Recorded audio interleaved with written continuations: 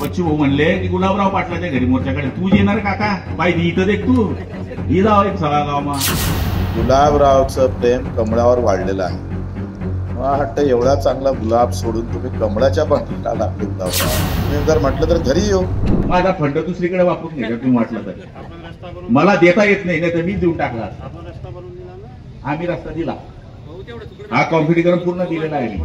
जर गेट दिला ना गेट मध्ये तुमचंच नाव राहील ताई बाकीचं नाव राहणार नाही. पण एक ताई आमची खासदार होती तिने गेट दिलं बा 50 वर्ष गेट उभं राहतं. त्यामुळे मला तरी असं वाटतं की ते या ठिकाणी करावं. मी तपास करतोय नगरपालिका हद्दीमध्ये आहे त्यामुळे डीपीटीसीतून देता येतं का. जर ते देता आलं तर तुमचे पैसे वाचवे कारण की तुम्ही मी काय अलग नाही आहे.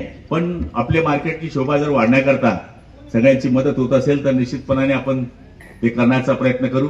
तुम्ही मुद्दा काढला तो एकदम बरोबर काढला. ताई काही लोक आहे ना चमको आहे ते त्यांना माहिती होतं 28 तारखेला हे डिक्लेअर करणार आहे आपण कृषी अधिकारी आणि कलेक्टरच्या मीटिंगमध्ये.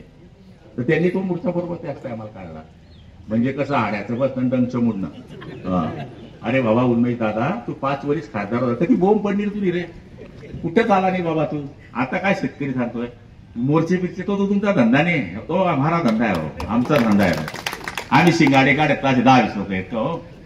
बच्चू भाऊ म्हणले की गुलाबराव पाटलाच्या घरी मोर्चाकडे तू येणार काका पाहिजे इथं देख तू ही जाव एक सगळा गाव हे विनाकारण चुकीच्या गोष्टी करणं मला पटत नाही.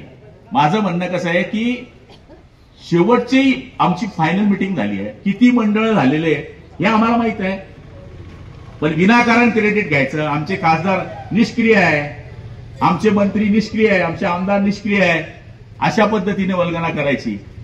मला तरी असं वाटतं की जेडीसीसी मार्फत हे का नाही बोलले की जळगाव जिल्ह्यामध्ये लोकप्रतिनिधी जेडीसीसी मार्फत पहिली आपली बँक आहे की विना व्याजाने कर्ज देती. हे का बोलत नाही हे लोक. शेतकऱ्यांना लुटताय हे बोला ना. मी भाऊसाहेबांना हे सांगणार आहे ते आज कार्यक्रमाला नाही आहे की पहिली आपली जिल्हा मध्यवर्ती बँक आहे की जी बँक शेतकऱ्याला माझ्या माहितीप्रमाणे 3 लाखाला विना व्याजाने पैसे देते. 0 व्याज. आणि तुम्ही शेतकऱ्याची काळजी करत नाही. आणि आम्ही महायुतीची लोक शेतकऱ्याची जी काळजी घेतात ती तुम्ही काळजी घेत नाही. आणि मला तरी असं वाटतं की आपल्या कार्यकर्त्यांनी बोलतं चालतं माहीत झाला पाहिजे. आपण हे बोललं पाहिजे. आपण बोलत नाही कोणीतरी काही येऊन बोलून जातो टिपकी मारून चालला जातो. त्यामुळे जे चालतंय ते चालतंय. काल मी ज्या एरियामध्ये गेलो पाचोरा मुक्ताईनगर आम्ही जवळपास 25 गावं काल सकाळी 8 वाजेपासून रात्री 10 वाजेपर्यंत फिरलो. काही तुम्ही पण आज जाताय. इतकं भयानक नुकसान आहे तर तिथे काही सर्कलमध्ये ओळे दुष्काळ व्हावे. आमच्या एरियामध्ये पण ती स्थिती आहे. आमच्या एरियामध्ये पण ती स्थिती आहे. तर तुम्हाला पण आणि मला पण लोकसभेच्या या मतदारसंघामध्ये गुलाबरावचं प्रेम कमळावर वाढलेलं आहे. मला वाटतं एवढा चांगला गुलाब सोडून तुम्ही कमळाच्या पाठीला लागले गुलाबराव. आणि राहिली गोष्ट तुमच्या गावात याची तर तुम्ही राज्याचे मंत्री आहो. तुम्ही आता एका गावचे थोडे आहे आणि तुमची इच्छा पूर्ण करू ना गुलाबराव. आम्ही येऊ तुमच्या घरी.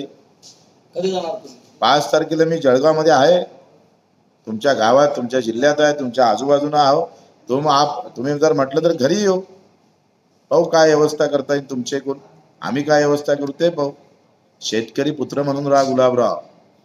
तुम्ही जरी मंत्री असले तर तुमचा जो आवाज आम्ही विधानसभेत पाहत होतो शेतकऱ्यासाठी तो दबलेला दिसतं. तो दबू नये म्हणून आम्ही तुमच्यावर बोललो आहे.